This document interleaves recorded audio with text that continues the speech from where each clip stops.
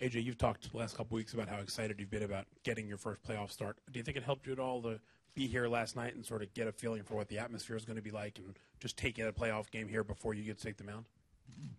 Yeah, I do. It's been a long road, and I finally got here, a lot of injuries. Obviously I take care of myself better than I did in the past, but it's been a long time, and I finally get the chance. So I'm going to go at it as another start, and to be a part of last night and to see the crowd and just to see how everybody react emotionally throughout the whole game was good to be a part of. I sat next to Andy, and we talked the game the whole time, and it was good to be able to sit and watch one before I got out there.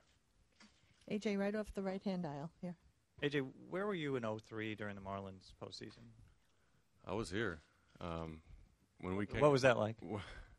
It was good and bad. It was good because I saw all my peers that I came up with who struggled the first couple of years in the Florida organization they were playing, so it took some ease off of it. But we came here, our first workout in 2003 for the series was my first day of long tossing after my surgery.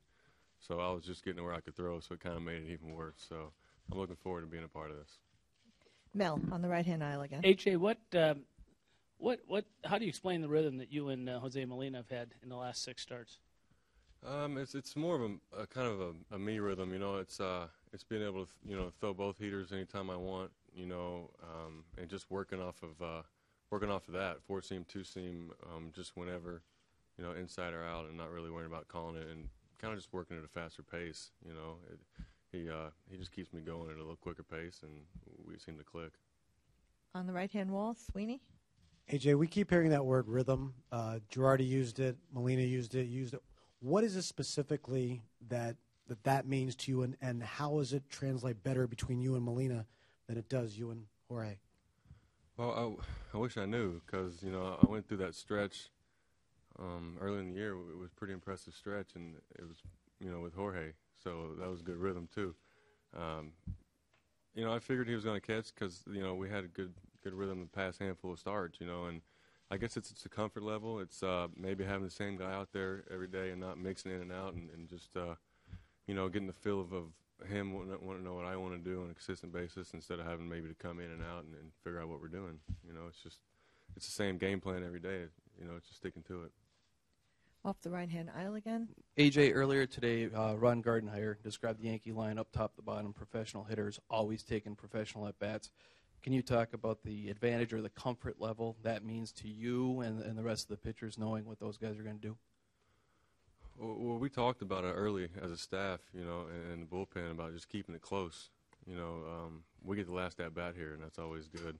But with this team, they never give up. All the come-behind wins. I think I pied 15 guys this year, and that's a lot of pies. They never give up, so we want to keep the game close. And the way these guys swing the bat 1 through 9, it's possible for a comeback any night. Who else? Okay, Mark? AJ, you're emotional when you're out on the mound, and it seems like Jose's done a good job of sort of getting on the same page with you and calming you down there. Like, how does that work out between you guys? What's he do so well as far as try to keep the emotions in check? It's kind of me keeping him in check more than Jose. He's pretty calm and conservative back there, and Jorge's the same. But it goes back to what I said yesterday about me being right. Unfortunate situation with Jorge and Molina, but I've thrown great games to both, and that's just a matter of me being on top of my game, I believe. Right down here in front, Sam. AJ, were you surprised by the reaction, I guess, about the decision of who was going to catch you? And did you think it was not as big a deal maybe as it was been made out to be? Were you surprised by all the questions about it? I'm not surprised because what Jorge is to this organization, and what he's done in the postseason. He's a leader in this clubhouse. He's a leader in the dugout. When he's out there, even when he's not playing, he's very vocal, and he's around all the time. So I imagine how he's feeling, But like I said, I figured it was going to happen just because of the handful of starts that Molina caught me, and I'm just going to worry about taking my start tomorrow. Molina's back there. Skip made that decision, and there's really nothing we can do about it. Couple more, if there's anything. Okay, Mel, one last one. What's the best way to describe the Twins lineup? Oof, you had to ask that. It's a good left-hand lineup. You know, they got some powerful lefties in there. Obviously, the guy behind the plate and the right fielder swing the bat well. But you got the leadoff guy who gets on base a lot, and you know they pick their times to be aggressive. You know, and they play small ball. They can bunt the ball anywhere and dead it anywhere.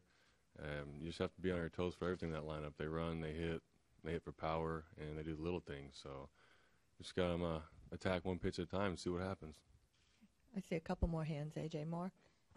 No. Yep, any behind you, Mark? Sorry. AJ said he sat on the bench last night and talked to Andy. He's obviously got a ton of postseason experience. What did he tell you about the playoffs? Was there anything that you took from just talking to him that you may carry out there with you tomorrow night? Really, it wasn't about pitching the postseason. It was more about, you know, the environment of last night, you know, and you know, it's another start. You know, I mean, it means a lot, and it's the postseason, and it's my first one. I understand all that, but I got to go at it as another start, you know, and not overdo it and just be me. And that's basically what he, you know, kept telling me, is that, you know, it's going to be crazy, it's going to be loud, it's going to be emotional, but, you know, you'll find a way to, you know, stick to my routine, which is that pitch by pitch that even I talked to him about. And that was basically it, you know, not get carried away with everything and just stay on top of it, you know, and focus. Along the wall again, Sweeney? AJ, more than the emotional side, physically, I mean, you talked a lot this year about just wanting to stay healthy and doing that all the way through. I mean, physically, how much do you feel you still have in the tank for this stretch run here? I feel like I have a full tank. You know, I feel good. I felt good, you know, my last start. You know, obviously I was limited, you know, for a little tune-up, but I felt great. You know, the ball's coming out great, staying in my lanes, and everything's clicking on the mound mechanically, you know, and I feel very strong. You know, I condition myself a lot, do a lot of running, and, you know, one of my goals, my main goal was to stay healthy and make it to the postseason. That's why I came here, and to be able to do that 2 years in a row is big for me, I think. Last question.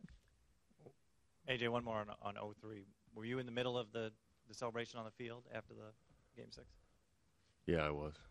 I was actually talking about it today, about how loud that place was, and comparing it to last night, and it was pretty loud. It was the same. But yeah, I was out in the middle, and you know, I got to witness Josh do a great thing, you know. But now it's my chance, and it's our chance to do that here, and I'm glad I'm a part of it, not having an arm on my sling where I can't pitch. This is really the last one. Don?